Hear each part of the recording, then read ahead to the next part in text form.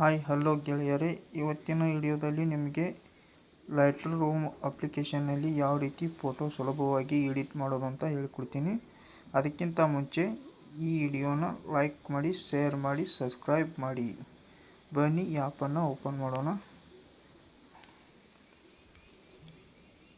ನಿಮಗೆ ಯಾವ ಫೋಟೋ ಬೇಕೋ ಅದನ್ನು ಸೆಲೆಕ್ಟ್ ಮಾಡ್ಕೊಳ್ಳಿ. ಇಲ್ಲಿ ಎಡಿಟ್ ಫೋಟೋ ಅಂತ ಇದೆ PNG.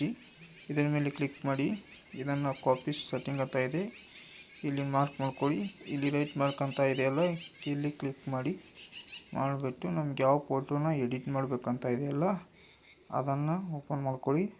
ಓಪನ್ ಮಾಡಿಕೊಂಡು ಇಲ್ಲಿ 3 ಡಾಟ್ಸ್ ಅಂತ ಇದೆಯಲ್ಲ, ಇಲ್ಲಿ ಕ್ಲಿಕ್ ಮಾಡಿ. ಇಲ್ಲಿ ಪೇಸ್ಟ್ ಸೆಟ್ಟಿಂಗ್ಸ್ ಅಂತ ಇದೆಯಲ್ಲ, ಇಲ್ಲಿ ಕ್ಲಿಕ್ ಮಾಡಿ. ನೋಡಿ ಫ್ರೆಂಡ್ಸ್, ಯಾವ ರೀತಿ ಚೇಂಜ್ ಆಯಿತು ಅಂತ ಫೋಟೋನ.